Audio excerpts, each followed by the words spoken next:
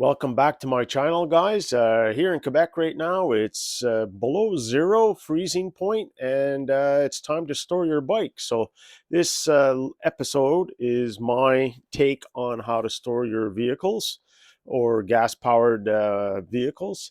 Doesn't matter what it is, for winter storage or summer storage, depending on what type of vehicle you're using. So I'm not going to show you all the things step by step. There's other videos and I've done other videos, but I just want to go through some of the details I do to prepare my motorcycles for winter storage.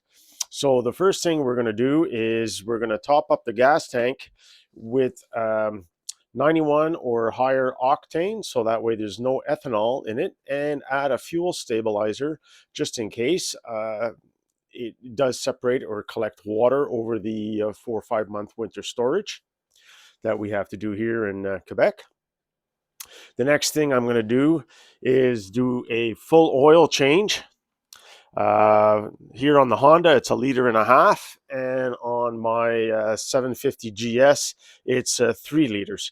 So I do this for both bikes. Both bikes are filled to the top with 91 octane. They have fuel stabilizer, and I've changed fresh oil in the engine crankcase. That way I have proper oil, fresh oil to start the season off next year. I don't have to worry about it.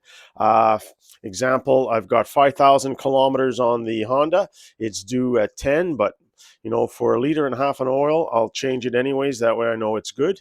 Same with the BMW 750 GS. I have over 7,000K, so I'm close to the 10,000K, but it's already been 2 years, so I've changed it, and I'll change it again at 10,000K. It's only oil. I prefer to have good oil than a bad engine. The next step you're going to do is you're going to clean your air filter. So in all my vehicles, every car, every motorcycle, I've always had a K&N air filter. Best air filter out there. There's a lot of naysayers about how it works and tested, but unfortunately, the way these guys test K&N air filters, they think it's a vacuum cleaner filter by putting a leaf blower or a vacuum on the end and pull flour through it and saying they don't work. That's not how a K&N air filter works. It is a cotton gauze that has micro little fibers on it, like your lungs. And what it does is, as your engine's moving, it's not a fully laminar flow, it is pulsating your airflow. And these little fibers in the cotton gauze filter out, and then the oil makes it cling to the filter base. This is how a filter works with K&N. If you're buying a filter similar to that, that is a man-made material, nylon or a polyester, that won't work. This is why these filters are lousy, because there's no fabric there, natural fibers, to grab the dirt. I've had this Honda now 2 summers, and it has been filthy, the air filter, with dirt and debris, but behind it in the air box, it's crystal clean. Not a speck of dust at all. So all your vehicles will work much better with a K&N air filter, because you'll get more airflow in the combustion chamber and get a little bit more better performance for a cheap mod. Plus you're saving money by washing and reusing the filter all the time, as opposed to buying an OEM paper filter that you got to throw out and spend 30, 40, 50, 80 bucks on. So oils have been changed, gas with stabilizers been done, and the next thing I do is I put a trickle charger on the batteries, since they'll be off for about 5 months. There's different types of trickle chargers you could buy.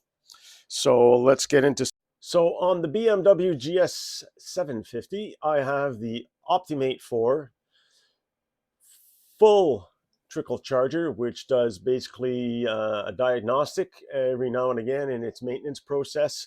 So it does a load test, it will trickle charge your battery to the right levels, and then it will also do a decalcification if it's needed as required, all automatically. This is about 120 some bucks Canadian.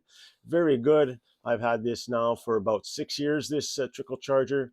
It works great, love it, and I highly recommend it if you really want to save your battery over the winter, and go from there. The next charger I have is the Optimate 2, which I have on the Honda. It's not quite as sophisticated as the 4, It does not do decalcification, but it will do a load test, and it will also maintain and charge your battery with a trickle charge over the period of time. And I think it's a very good charger for its thing. It's about 80 some dollars Canadian, and I highly recommend this charger as well. The next charger is something I just bought on Amazon this fall. It's NextPeak. It does the same thing as the Optimal Plus 4 charger. It does decalcification. It does a load test, trickle charge when necessary. Currently, right now, it's in an automatic mode, so the charge is off because the battery is fully charged and doesn't require any maintenance or servicing. And this is on my generator. And that charger is on my Champion 7500 watt generator, which here in Quebec, you definitely need a generator for the amount of power outages we have due to the load and the bad weather, ice storms and whatnot. And just like the motorcycle, I have premium gas in it, and I have a fuel stabilizer in it. I also have a tag that I write down and when I did my oil. So I changed it April of this spring with new 10W30. And there's 40 running hours currently on the generator. So that way I could keep track of how many hours are on the oil. And also the gas is from April 10th, 91 octane. That trickle charger is, like I said, on my Honda snowblower. I've had this snowblower since 2006. And just like the motorcycles and the generator, I have basically maintained the oil changes. I write down the date I've changed it. And it's got 91 octane in it. That way I have no worry about ethanol separating. Plus I have a fuel stabilizer. So I'm fortunate enough, that I bought this house that it came with a nice 12 by 15 shed where I could store all kinds of junk in here as opposed to the garage. And when I moved in, it was not insulated or heated. So that was the first thing I did, was insulate, drywall, and put an electric heater in here. And I keep it at 18 Celsius, which is about what, 66 Fahrenheit, 65 Fahrenheit, something like that. So that way I don't have to pull the battery out, worry about mice getting in here, and everything's maintained nicely. If you are storing your motorcycle outside, I would definitely recommend removing the battery, bring it in the house, and put the trickle charger on it. That way you're maintaining the battery at the best temperature conditions possible to keep it its longevity. The other thing, if you're storing your bike outside, I would cover your exhaust ports, and I would cover under the seat your intake for the carburetors or fuel injection throttle body. Same with your other bikes. That way you don't have a chance of mice getting in there and building their houses or destroying your air filters.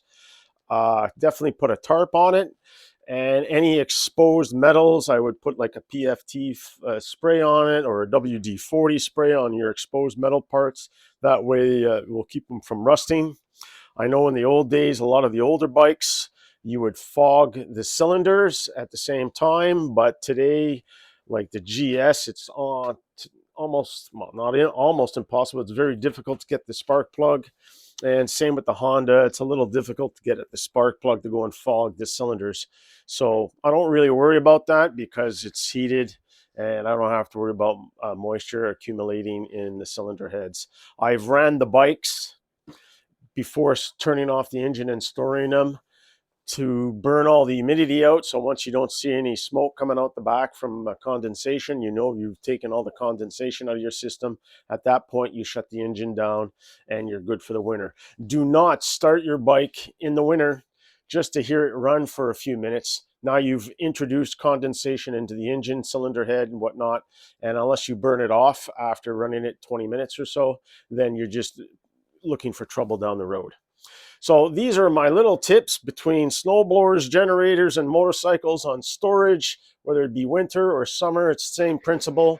So I'm hoping these little tips help you guys out in the future, and looking forward to give you my next video in the long run. Thanks for watching. Please like and subscribe. It really helps me out. Take care, guys, and have a good winter season.